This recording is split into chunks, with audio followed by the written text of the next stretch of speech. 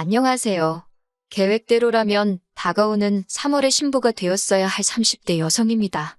그런 제가 이렇게 사연을 쓰게 된 건 파혼에 대한 후회 때문은 아니에요. 하지만 어디에라도 털어놓아야 홀가분하게 새 출발을 할 수 있을 것 같아서요. 헤어진 지 반년이나 되었으니 얘랑이란 호칭은 물론이고 남자친구라는 호칭도 적절하지 않지만 그래도 달리 부를 만한 것이 없어서 남자친구라고 할게요. 남자친구와는 대학교 때부터 알고 지냈습니다. 그냥 친구처럼 오랜 시간을 지내다 본격적으로 사귀게 된 건 저희 둘 나이 33이었어요. 당시 저는 제과회사에 다니고 있었고 남자친구는 제약회사에 근무 중이었지요. 사는 곳도 가까워서 자주 만나서 고민 상담도 하고 사실 말이 잘 통해서 함께 있으면 시간 가는 줄 몰랐거든요. 그러다 서로가 서로에게 꽤나 의지를 하게 된 것 같아요. 본격적으로 사귄 지 1년쯤 지났을 무렵이었습니다. 남자친구가 말하길 부모님께서 남자친구랑 저랑 교제하는 사실을 알게 되셨다고 하더라고요.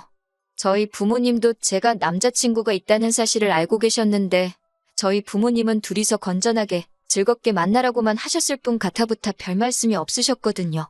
그런데 남자친구는 자기 부모님이 알게 되셨다는 걸 꽤나 신경 쓰는 눈치였어요. 그래서 제가 어머님이 나랑 사귀는 걸 안 좋아하시냐고 물었습니다. 그러자 남자친구가 그런 게 아니라며 하는 말이 자기 집은 저희 집 같지 않답니다. 어머님이 특히나 엄하신 분이라서 결혼할 거 아니면 뭐하러 시간 낭비를 하냐고 많이 언짢아 하셨다대요. 좀 황당했지요. 물론 저희둘 다 홍기가 꽉 찬 30대였으니 아들이 빨리 장가가서 자리를 잡았으면 하는 어머님의 마음을 아예 이해 못할 건 아니었지만 그래도 결혼할 거 아니면 만나지 말라니. 30도 넘은 아들을 당신 손에 넣고 이래라 저래라 하려 하시는 것 같아서 좀 그렇더라고요. 그리고 그런 이야기를 고민이랍시고 저한테 전하는 남자친구도 좀 당혹스럽대요. 하지만 그때만 하더라도 남자친구가 전할 말 전하지 말아야 할 말을 분간도 못하는 인간이라고는 생각지 못했어요. 아무튼 그 일을 계기로 남자친구가 먼저 저에게 결혼 이야기를 꺼내왔습니다. 어머님 말씀도 틀린 건 아니지 않냐며 어차피 남자친구나 저나 비혼주의자도 아니니 이참에 한번 진지하게 생각해보자 했지요. 그리고 사실 그때만 하더라도 남자친구와 저 두 사람 사이에 큰 문제는 없었거든요. 그래서 며칠 생각해본 끝에 결혼하자는 쪽으로 이야기가 되어 조금씩 이런저런 계획을 세워나가기 시작했네요. 그런데 그 이후로 한 2달쯤 지났을 거예요. 생각지 못한 일이 발생했는데 그건 바로 제가 회사에서 근무하던 부서가 다른 부서랑 통합이 되었거든요. 하지만 말이 좋아 통합이지 저희 부서는 폐지된 거고 저는 졸지에 영업직으로 발령을 받았습니다. 워낙 내향적인 성격의 낯도 많이 가리다 보니 영업을 해야 한다는 사실에 눈앞이 깜깜하더라고요.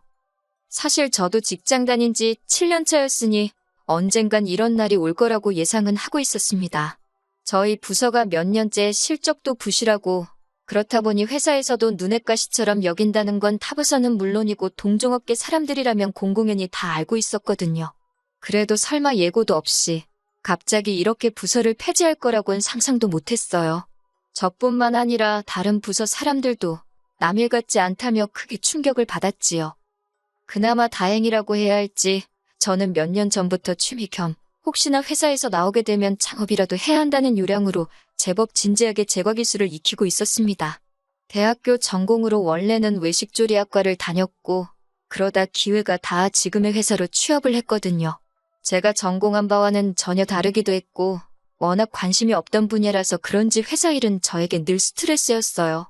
그런데 이상하리만치 빵을 굽고 디저트를 만들면 어느샌가 제 마음이 진정이 되는 걸 알 수 있었지요. 그래서 자의로든 타의로든 회사를 나오게 되면 꼭 좋아하는 일을 하면서 살아야겠다고 다짐했고 그래서 제과기술을 익히게 된 거예요. 그런데 아시다시피 좋아하는 일을 하면서 사는 게 말처럼 쉬운 일은 아니잖아요? 카페라도 열어야 하나 생각하니 역시나 자본이 문제였습니다. 영업직으로 일하는 건 하루하루가 고역이었지만 그렇다고 무작정 회사를 때려칠 수도 없었으니 회사는 회사대로 나가면서 조금씩 어떻게 사업을 할지 구상을 하기 시작했어요.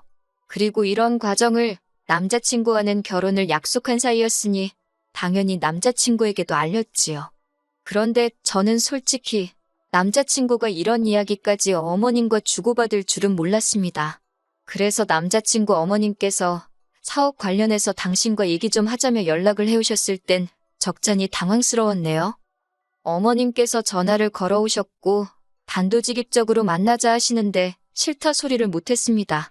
말 그대로 당황스러워서 얼떨결에 일단은 어머님이 하자는 대로 알겠다 했거든요. 하지만 전화를 끊고 바로 남자친구에게 연락을 했어요. 어떻게 어머님이 내 연락처를 알게 되신 건지 그거야 당연히 남자친구가 알려드렸겠지만요. 제 말은 왜 알려드렸는지가 궁금했거든요.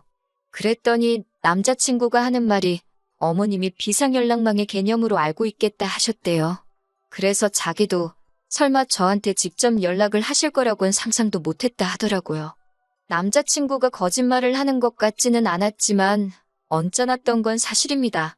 비상연락망이건 뭐건 간에 적어도 나한테 귀띔은 해줄 수 있던 거 아니냐니까 자기가 생각이 짧았다며 순순히 사과를 하대요. 그래서 더는 따져 묻지 않았고 일단은 어머님과 만나기로 했으니 남자친구도 같이 나가자 했어요. 그렇게 어머님과 셋이 카페에서 첫 대면을 하게 되었습니다. 어머님께서 남자친구더러 당신 옆에 앉으라고 하시더군요. 자리가 중요한 건 아니지만 그런 작은 행동 하나하나 이래라 저래라 하시는 모습이 보기 좋진 않았어요.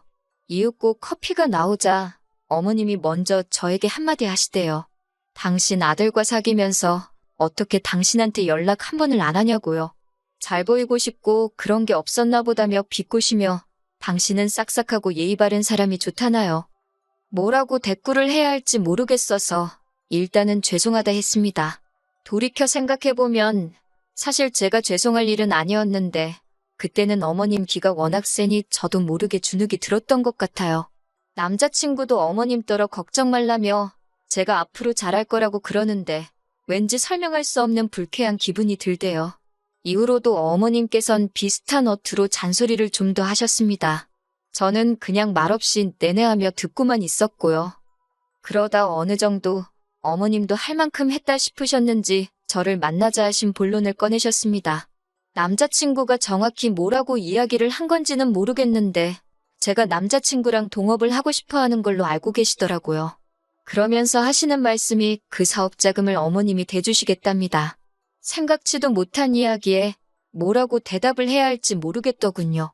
사실 자본만 해결이 되면 저는 제 실력에도 자신이 있었기 때문에 안정적으로 카페를 운영해 나갈 자신이 있었거든요. 그렇다고 제가 돈이 아예 없었던 건 아니에요. 직장 생활하면서 돈을 모으긴 했으니까요. 다만 사업을 하려면 몇천 가지고 되는 건 아니잖아요. 그 돈은 제가 시집 갈 때 필요한 돈이기도 했고요.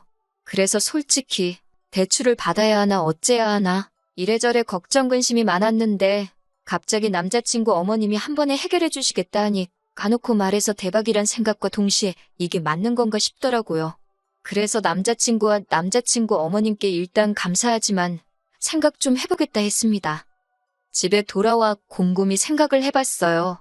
어차피 결혼할 사이니 같이 사업을 하는 게 나쁜 건 아니라는 생각이 들긴 하대요. 하지만 동시에 계속해서 찜찜한 마음이 사라지질 않더라고요. 어머님 성격도 보통이 아니신데 제가 그 도움까지 받으면 사업하는 내내 어머님한테 이리저리 끌려다닐 게 안 봐도 뻔했으니까요. 그래서 결국 이튿날 남자친구에게 호의는 감사하지만 거절한다고 전해달라 했습니다. 그랬더니 남자친구가 뭐가 문제냐며 그러지 말고 같이 하자고 절 조르더라고요. 저더러 너무 어렵게 생각하지 말라면서 계속 거듭해서 저를 설득했어요. 그리고 결국 남자친구의 성화에 제가 두 손 두 발 다 들었습니다. 어머님의 도움을 받아 같이 가게를 열자고 이야기가 됐지요. 하지만 이후로 제가 우려했던 상황이 조금씩 벌어졌습니다.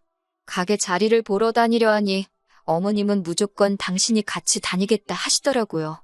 제가 생긴 게 맹주 같고 말투가 어리숙해서 남들한테 눈탱이를 맞을지도 모른다고요. 면전에 말을 그렇게 하는데 누가 기분이 좋겠어요. 저도 그때는 빈정이 상해서 맹주같이 생겼다니 무슨 말씀을 그렇게 하시냐고 받아쳤습니다. 저희 어머니가 어머님 아들더러 멸치 같다고 하면 좋겠냐고요.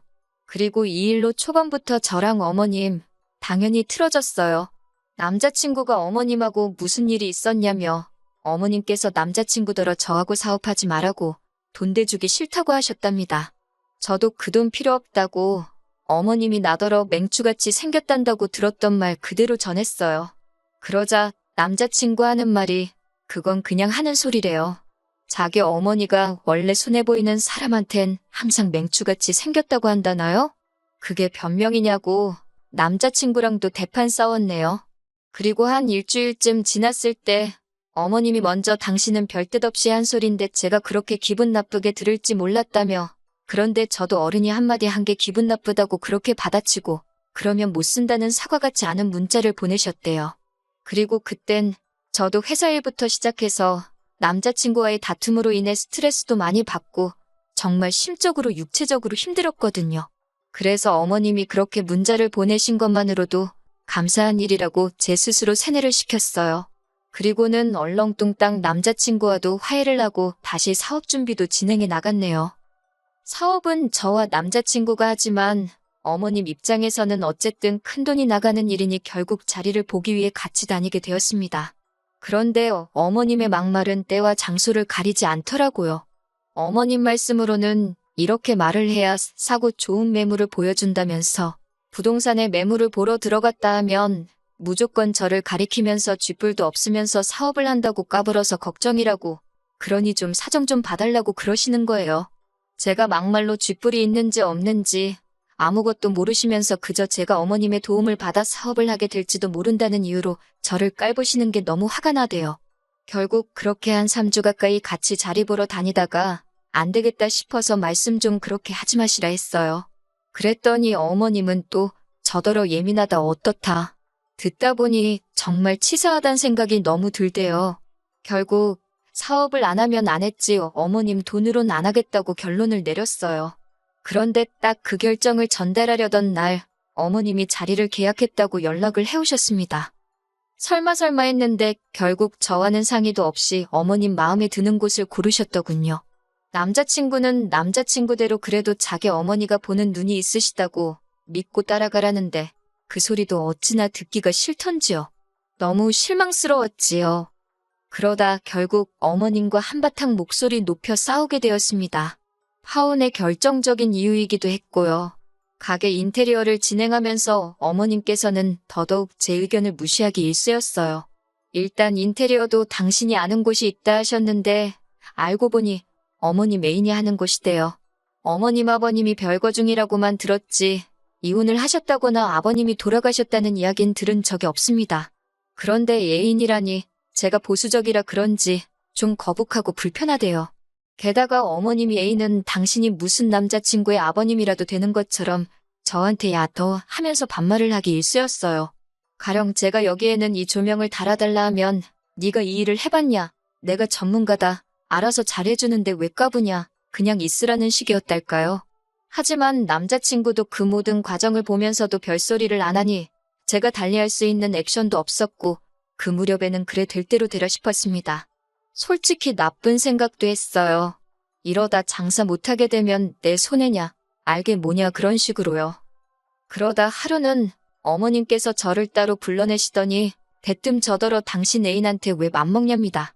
어떻게 당신 애인한테 손가락으로 여기저기 하면서 말을 하느냐고요. 아니 천장이라던가 구석이라던가 어딘지 알려드려야 돼서 손가락으로 가리킨 건데 그게 문제가 될 거라고는 생각도 못했습니다. 어머님 말씀으로는 그림을 그릴 수도 있고 말로 표현을 하면 되지 옆에 바짝 붙어서는 손가락으로 그러는 게 말이 되냐는데 그러면서 마치 제가 어머님 애인한테 꼬리를 친다는 식으로 말을 하더라고요.